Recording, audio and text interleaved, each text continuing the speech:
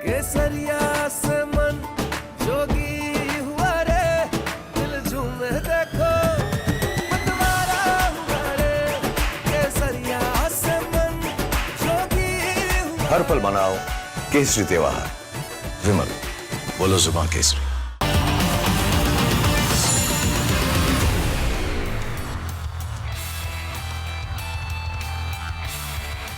नमस्कार, आप देखना शुरू कर चुके हैं। ये खबर आपने देखी क्या? केरल की राजनीति की बात सबसे पहले ऐतिहासिक उथल पुथल हुई है वहां पर। केरल की राजनीति में भाजपा ने तिरुवनंतपुरम नगर निगम में लेफ्ट डेमोक्रेटिक फ्रंट से सत्ता छीन ली और यहां एलडीएफ पिछले 4 दशकों से काबिज थी। ये जीत सिर्फ स्थानीय चुनाव तक सीमित नहीं है, बल्कि 2026 के विधानसभा चुनाव के लिए एक बड़ा संकेत के तौर पर इसे देखा जा रहा है। देखिए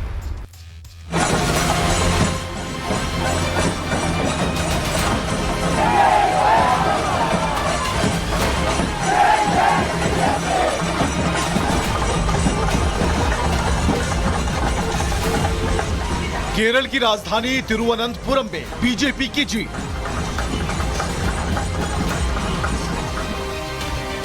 भगवा झंडे लहराकर जीत का जश्न मनाते पार्टी कार्यकर्ता। लिफ्ट का 45 साल पुराना किला ढहाकर खिलाया कमल।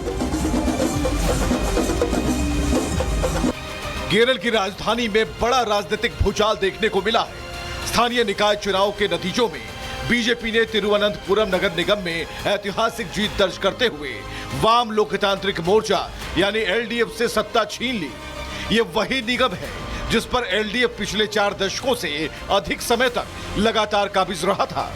राजधानी में यह सत्ता परिवर्तन वाम मोर्चे के लिए बड़ा राजनीतिक झटका माना जा रहा है। हम सब के लिए, भारतीय जनता पार्टी के लिए और राष्ट्रीय जनतांत्रिक गठबंधन एनडीए के लिए एक बहुत ऐतिहासिक और अभूतपूर्व दिन है, जब केरल नगर निगम के चुनावों में केरल की राजधानी तिरुवनंतपुरम में भारतीय जनता पार्टी और एनडीए ने बहुमत प्राप्त कर लिया है। राजनीतिक पंडित मानते हैं कि यह जीत विधानसभा चुनाव में 2 से 3 सीटें जीतने से कहीं ज्यादा असरदार है। नगर निगम जैसे बड़े शहरी निकाय में सत्ता हासिल करना यह संकेत देता है कि शहरी मतदाता पारंपरिक राजनीतिक ध्रुवीकरण से हटकर विकल्प तलाश रहा है। यह बदलाव खास तौर पर उस राज्य में महत्वपूर्ण है जहां अब तक मुकाबला मुख्य रूप से एलडीएफ और यूडीएफ के बीच ही सीमित रहा है। This local body election has certainly established one thing, that the left is out of the picture. That the LDF is something that the BJP, the people of Kerala don't want anymore. It is a certain clear message, and that now the option is between the NDA and the UDF in the coming assembly election. Thiruvananthapuram corporation में BJP की जीत बहुत खास है। पहली बार दक्षिणी राज्य केरल में BJP का कैंडिडेट मेयर बना है। पूर्व आईपीएस आर श्रीलेखा पर बीजेपी ने टिकट देकर भरोसा जताया और त्रिवेंद्रम की जनता ने श्रीलेखा पर भरोसा दिखाया।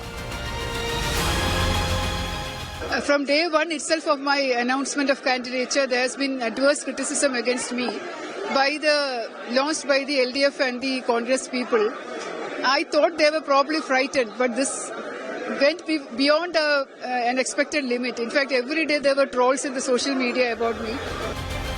बीजेपी की लहर का आलम यह है कि तिरुवनंतपुरम के 101 वार्ड में 50 सीटें जीतकर नया इतिहास कायम किया। वहीं लेफ्ट के एलडीएफ को 29 सीटों पर और कांग्रेस के नेतृत्व वाले यूडीएफ महज 19 सीटों पर ही जीत दर्ज कर पाई। 2 सीटों पर निर्दलीय कैंडिडेट को जीत मिली। तिरुवनंतपुरम में जीत से कार्यकर्ता ही नहीं, पीएम मोदी भी गदगद हैं। उन्होंने कहा कि ये जनादेश केरल की राजनीति में एक वाटरशेड मोमेंट है। लोग मानते हैं कि केरल की विकास वाली आकांक्षाओं को केवल बीजेपी पूरा कर सकती है। तिरुवनंतपुरम में जीत के अलावा पलक्कड़ नगर पालिका में भी बीजेपी ने अपना कब्जा बरकरार रखा। तिरुपुनुथापुरा नगर पालिका सीट कांग्रेस से छीन ली है।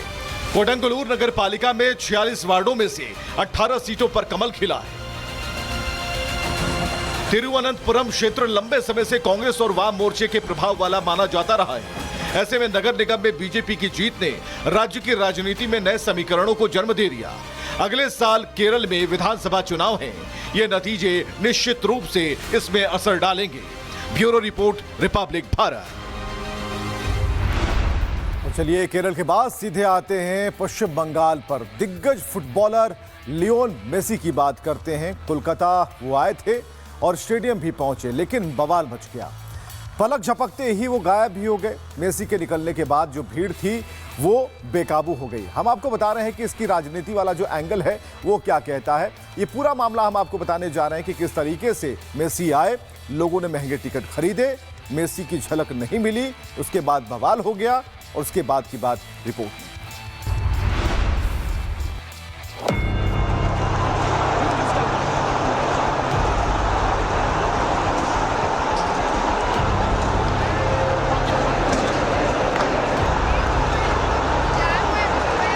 सिर्फ हाथ दिखाई दिया, थोड़ा सर दिखाई दिया, इतना झूठ में। तो हम लोग प्रॉपर्ली देखना चाहते थे ना एक फोटो। हम लोग वहाँ पे बैठ के बस स्क्रीन में देख रहे हैं, तो उसका फायदा ही क्या हुआ। पैसे से भी आगे है इमोशन। बहुत सारे लोग बहुत रात से यहाँ खड़े हैं। You got 100 on 100 on your management skills.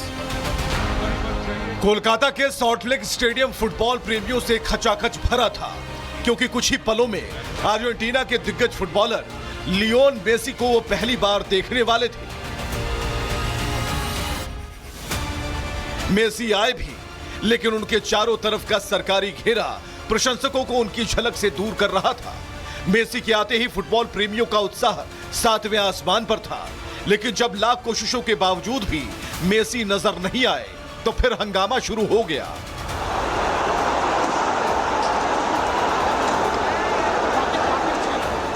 फिर क्या था, कुर्सियां हवा में उछाली जाने लगी, पानी की बोतलें फेंकी जाने लगी, पूरा स्टेडियम ही कबाड़ कर दिया गया। और यह सब कुछ हुआ बस अव्यवस्था और अराजकता के कारण।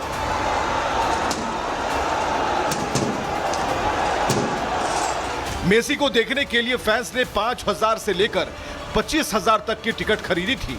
बावजूद इसके मलाल इस बात का था कि फैंस मेसी की एक झलक तक नहीं देख पाए। लेकिन जो सबसे बड़ी खामी थी वो थी मिसमैनेजमेंट की।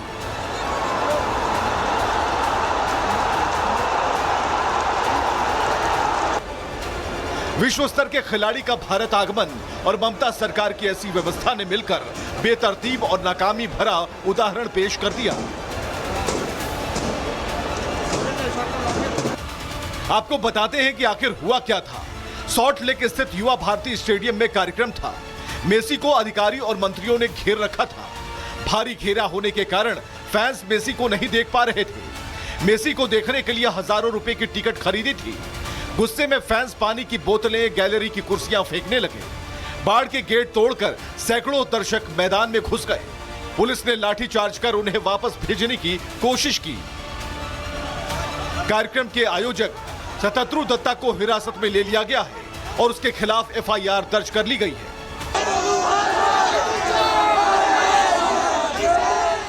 कोलकाता के सॉल्ट लेक स्टेडियम में हुआ हंगामा और अव्यवस्था के बाद पश्चिम बंगाल की सीएम ममता बनर्जी ने लोगों से माफी मांगी है। सोशल मीडिया प्लेटफॉर्म एक्स पर उन्होंने कहा कि आज सॉल्ट लेक स्टेडियम में जो मिसमैनेजमेंट हुआ उससे बहुत परेशान और हैरान हूं। मैं हजारों खेल प्रेमियों और फैंस के साथ इवेंट में शामिल होने के लिए स्टेडियम जा रही थी, जो अपने पसंदीदा फुटबॉलर लियोनेल मेसी की एक झलक पाने को इकट्ठा हुए थे। मैं इस बुरी घटना के लिए मेसी के साथ साथ सभी खेल प्रेमियों और उनके फैंस से दिल से माफी मांगती हूं। इस बीच बंगाल के डीजीपी ने मामले पर खेद जताते हुए प्रशंसकों के पैसे लौटाने को कहा है। Detained the main organizer. We are taking action so that this mismanagement does not go unpunished, and we will see that the fans, that's our expectation, that the fans should be adequately compensated. That is for, please, this is not for. Salt lake stadium में पहुंचे प्रशंसकों ने दावा किया कि उन्होंने हजारों रुपए खर्च करके इस इवेंट की टिकटें खरीदी, महीनों तक इंतजार किया था और बंगाल सरकार के मिसमैनेजमेंट की वजह से उनका मेसी को देखने का सपना चकनाचूर हो गया। बीजेपी ने आरोप लगाए हैं टीएमसी के नेताओं ने इस इवेंट के बहाने अपना और ममता बनर्जी का खजाना भरने पर जोर दिया, जबकि उनका ध्यान मैनेजमेंट पर होना चाहिए था। टिकटों का शुरुआती प्राइस 3500 रुपए था।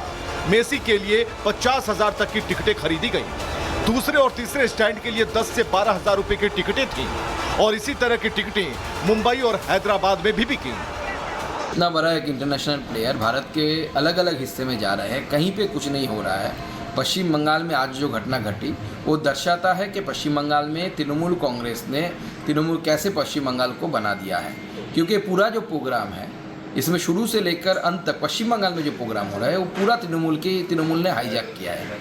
तृणमूल के सुजीत बोस से लेकर अरूप विश्वास से लेकर सारे मंत्री इसमें लगे हुए हैं। पैसे की इसमें लूट हुई है, 5,000 8,000 रुपये की टिकट भी बेची गई, उसमें टिकट की भी कालाबाजारी हुआ, इसमें करप्शन हुआ। मतलब तृणमूल कांग्रेस रहेगा और करप्शन नहीं होगा, ये तो हो नहीं सकता। सवाल है मुख्यमंत्री होने के नाते ये नैतिक और प्रशासनिक जिम्मेदारी सरकार की मानी जाती है। ममता बनर्जी स्पष्ट और सख्त रुख के बजाय डैमेज कंट्रोल में जुटी रही। ममता बनर्जी या तृणमूल के नेताओं के अलग अलग बयान सामने आए, कहीं प्रशासन को क्लीन चिट, कहीं जांच की बात, ये सरकार की लाइन को अस्पष्ट कर रहा था। ये मेसी को लेकर जो भारतीय क्रीड़ांगन सॉल्ट लेक स्टेडियम में जो हुआ है वो एकदम अनफॉर्चुनेट है, हम लोग कंडेम कर रहा है। प्रोएक्टिव एक्शन की कमी, स्पष्ट संदेश में खालमेल और राजनीतिक मैनेजमेंट की लेट लतीफी ने ममता को माफीनामे तक ला खड़ा किया। मामला बंगाल से निकलकर राष्ट्रीय बहस बन गया। ममता बनर्जी की तेज फैसले वाली छवि प्रभावित हुई और तो और आरोप अलग से कि मेसी का महाआयोजन नहीं संभाल पाई ममता, तो बंगाल कैसे संभालेंगी। Bureau report, Republic Bharat. और बीजेपी यही आरोप लगा रही है कि मेसी का महाआयोजन, महाकवरेज नहीं संभाल पाई तो फिर बंगाल कैसे संभाल पाएंगी ममता बनर्जी। और इस बात से वो निकल नहीं पा रही हैं, क्योंकि एक तरफ कह रही है कि उनका मैनेजमेंट जो है वो सटीक था, अधिकारियों पर कुछ कह नहीं रही और फंसती जा रही हैं। पॉलिटिकल फसान जो है उन्हें फांसे जा रहा है। चलिए, इधर केंद्रीय वित्त राज्य मंत्री पंकज चौधरी की बात, जो यूपी बीजेपी के नए अध्यक्ष होंगे। पंकज चौधरी ने लखनऊ में बीजेपी कार्यालय में नामांकन दाखिल कर दिया और उनके अलावा किसी और ने नामांकन नहीं किया, मतलब कि उनका निर्विरोध अध्यक्ष चुना जाना तय है। इधर बीजेपी ने पंकज चौधरी को अध्यक्ष बनाकर एक बड़ा दांव भी खेल दिया है। देखिए।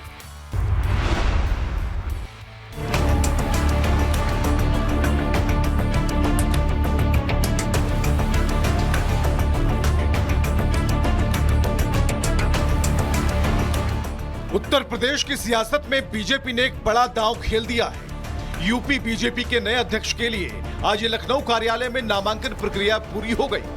केवल एक नामांकन पत्र ही दाखिल किया गया और यह नामांकन था पंकज चौधरी का। सीएम योगी के साथ केशव मौर्य, ब्रजेश पाठक, स्मृति ईरानी, सुरेश खन्ना, स्वतंत्र देव सिंह और सूर्य प्रताप शाही और बेबी रानी मौर्य भी पंकज चौधरी के प्रस्तावक बने। बिल्कुल साफ है, बीजेपी ने 2027 की तैयारी अभी से तेज कर दी है, क्योंकि नया प्रदेश अध्यक्ष सिर्फ संगठन का चेहरा नहीं बल्कि अखिलेश यादव की राजनीति की सीधी काट माना जा रहा है, जो पीडीए समीकरण पर भारी और अगली बार भी बीजेपी सरकार की पारी को सुनिश्चित करेगा। एक नामांकन हुआ है, एक नामांकन हुआ है, माननीय पंकज चौधरी जी का सिंगल नामांकन हुआ है। 3 बजे तक समय निर्धारित था चुनाव अधिकारी के द्वारा और एक नामांकन हुआ है। अब वो पर्चा जांच कर रहे हैं, घोषणा कल होनी है। मैं ये तो नाम आप ही लोगों से सुन रही थी, मैंने तो अपना कभी सोचा भी नहीं। और भारतीय जनता पार्टी के राष्ट्रीय नेतृत्व ने जो जिम्मेदारी हमारे वरिष्ठ 7 बार के सांसद उनको जिम्मेदारी देने जा रही है, मुझे लग रहा है कि उनके कार्यकाल में अच्छा होगा और प्रदेश अच्छा चलेगा। सवाल ये नहीं कि यूपी में राजनीतिक समीकरण को साधने के लिए नया करने की जरूरत क्यों आन पड़ी। 2024 के नतीजों के बाद कौन सा फैक्टर बीजेपी को इस फैसले तक ले आया जो जात की राजनीति और सोशल इंजीनियरिंग को साधते हुए रिजल्ट की गारंटी देगा। क्योंकि यूपी की राजनीति ने कुछ सीटों पर दिखाया है कि अब बीजेपी को फुल टाइमर प्रदेश अध्यक्ष की जरूरत है, क्योंकि संगठनात्मक आत्ममंथन से लेकर कार्यकर्ताओं के मानसिक संतोष के साथ साथ जातीय संतुलन और क्षेत्रीय प्रतिनिधित्व की चुनौती से पार पाना होगा। बात रही पंकज चौधरी की, तो सपा के लिए एक बड़ा मैसेज भी है कि बीजेपी अपने हर कार्यकर्ता को समान हक देती है, कि हर जाति, हर वर्ग के लोग राष्ट्रीय अध्यक्ष बनने का सपना देख सकते हैं, प्रधानमंत्री बनने का सपना देख सकते हैं, मुख्यमंत्री बनने का सपना देख सकते हैं, प्रदेश अध्यक्ष बनने का सपना देख सकते हैं। बीजेपी ने प्रदेश अध्यक्ष के तौर पर पंकज चौधरी का नामांकन करवाकर पिक्चर क्लियर कर दी कि यही वो चेहरा होगा, यानी अध्यक्ष ऐसा जो मैनेजर भी होगा और मैसेज भी देगा। ग्राउंड लेवल पर कार्यकर्ताओं को जोड़ने की एक बड़ी जिम्मेदारी होगी। गैर यादव, ओबीसी, दलित और सवर्ण संतुलन साधना होगा। सोशल इंजीनियरिंग को नैरेटिव में बदलकर मैसेज देना होगा। सरकार और संगठन के बीच मजबूत कोऑर्डिनेशन बनाना होगा। नामांकन के बाद खुद पंकज चौधरी ने अपनी जिम्मेदारियों को लेकर साफ कर दिया कि पार्टी ने अब तक जो भी जिम्मेदारी दी उसे ठीक से निभाया है। कि प्रक्रिया की केंद्रीय प्रभारी आते हैं, पर्यवेक्षक आते हैं, उसी के तहत पीयूष जी और तावड़े जी यहाँ पर आए थे।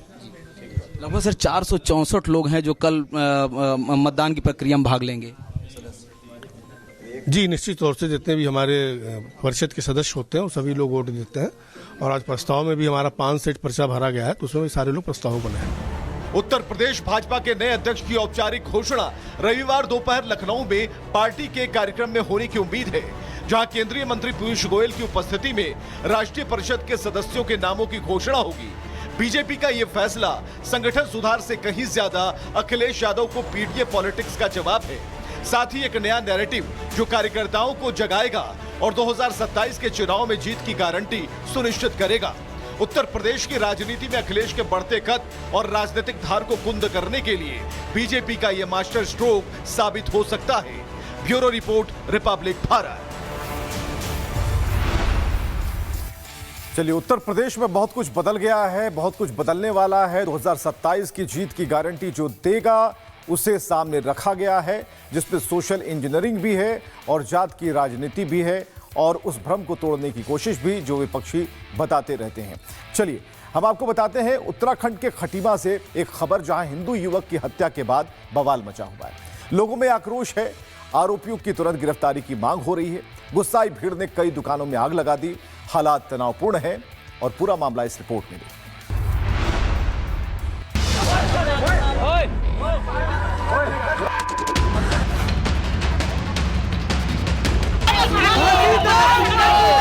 खटीमा में सरेआम तुषार शर्मा की हत्या। मुस्लिम युवकों ने चाकू से गोदकर मार डाला। हत्या के बाद गुस्साए लोगों ने की तोड़फोड़ और आगजनी। आरोपी फरार, उधम सिंह नगर पुलिस पर सवाल। उत्तराखंड के खटीमा में हत्या से नाराज भीड़ ने आरोपियों से जुड़े लोगों की दुकानों में आग लगा दी। भीड़ का गुस्सा इतने में नहीं थमा, उन्होंने कई गाड़ियों में तोड़फोड़ भी की। हिंदू संगठनों का यह गुस्सा 24 साल के तुषार शर्मा की हत्या के खिलाफ था। सड़कों पर प्रदर्शन के बाद उबाल इतनी बढ़ी कि भीड़ ने कानून अपने हाथ में ले लिया। पुलिस का दावा है कि हालात पर अब काबू पा लिया गया है। एसएसपी के मुताबिक मामला आपसी रंजिश से जुड़ा लग रहा है। फरार आरोपियों की तलाश की जा रही है। कि कल रात को कुछ 2 गुटों में लड़ाई हुई थी, जिसमें एक के जो है गंभीर चोट आने के कारण की मृत्यु हो गई थी। एक अभी हॉस्पिटलाइज्ड है। उसी पर हमारी पुलिस टीम लगी है। जिन लोगों ने कृत्य किया है वो अभी फरार हैं। उसके पीछे टीम लगी है, हमारी पूरी सिस्टम लगा हुआ है। हमें उनकी लीड भी मिल गई है, उसके लिए हम टीम भी रवाना कर रहे हैं। बताया जा रहा है कि तुषार अपने 2 दोस्तों के साथ शाम को चाय पीने गया था। तभी अचानक वहां कुछ मुस्लिम युवक इकट्ठा हो गए और चाकू और डंडों से तीनों ने तुषार पर हमला कर दिया। तुषार की अस्पताल में मौत हो गई, जबकि उसके दोस्त घायल हैं। हिंदू संगठनों में आक्रोश है। आरोप है कि हिंदू युवाओं को जानबूझकर निशाना बनाया जा रहा है। का यह मुद्दा नहीं है, यह जानबूझ कर किया गया एक नृशंस हत्याकांड है, जिसमें तुषार जो हमारा भाई था उसकी जानबूझ करके एक पक्ष द्वारा विशेष तरीके से सोची समझी गई साजिश के तहत कम से कम 10 और 11 लोगों ने मिलकर के नृशंस हत्या करी है। हम इसका पुरजोर विरोध करते हैं। जिस तुषार की हत्या हुई उसकी कुछ दिन पहले ही शादी हुई थी। परिवार में मातम है। पत्नी के हाथों की मेहंदी अभी मिटी भी नहीं थी कि आरोपियों ने ऐसा गम दिया जो वो कभी नहीं भूल पाएगी।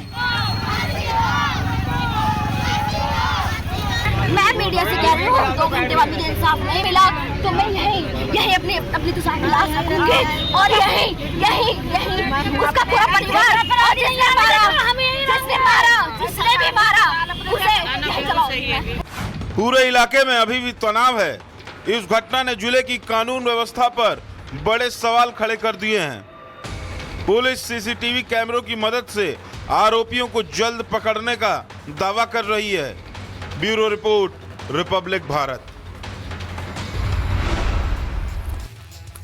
तो आरोपियों को पकड़ने का दावा पुलिस कर रही है, लेकिन खटीमा में कई सारे अपडेट अब तक आ चुके हैं।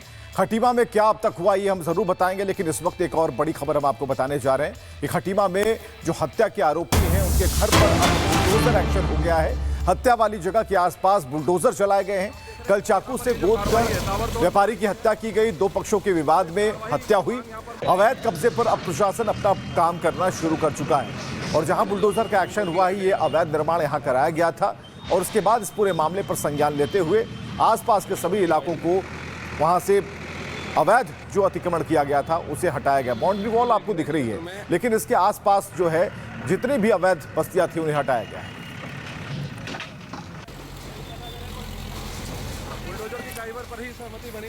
और चलिए आगे बढ़ते हैं। यूएन के विशेष दूत एलिस जिल एडवर्ड्स की बात करते हैं, जिन्होंने पाकिस्तान सरकार से पूर्व प्रधानमंत्री इमरान खान की एकांत कैद और अमानवीय हिरासत की स्थिति की तुरंत खत्म करने की मांग कर दी है। चलिए हम आपको बताते हैं क्या ये मामला है। उन्होंने एक्सपोज किया है और इसे अमानवीय व्यवहार बताया है। व्यवहार कैसे बुरा है ये हम आपको बता रहे हैं, क्योंकि एकांत कैद का जो नियम है, कायदा है, कानून है, वो साफ तौर पर दिखता है और मुनीर की हकीकत साफ तौर पर नजर आती है। देखिए।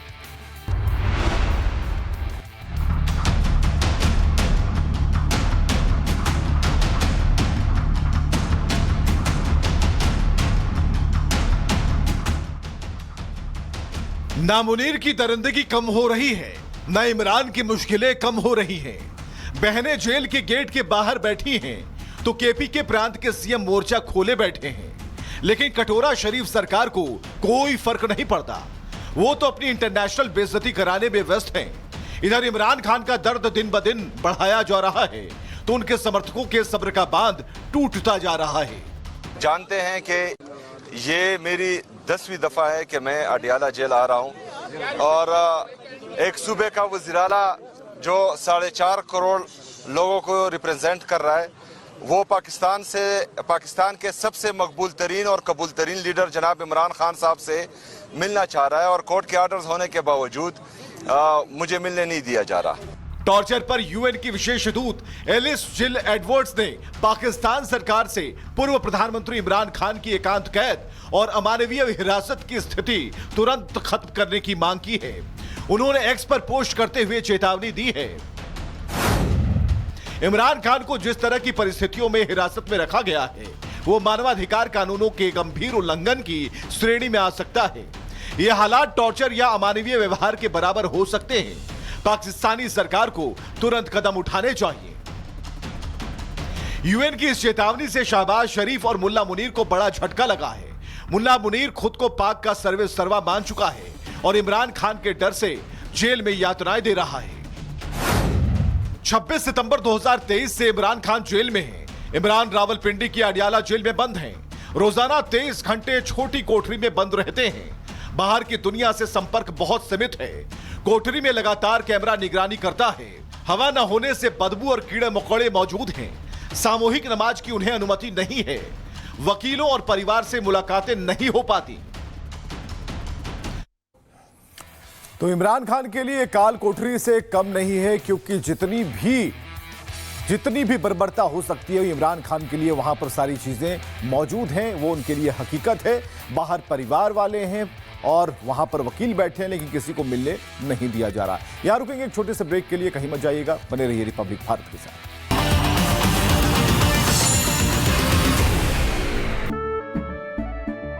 केसरिया से मन जोगी हुआ रे, दिल झूमे देखो मतवारा हुआ रे।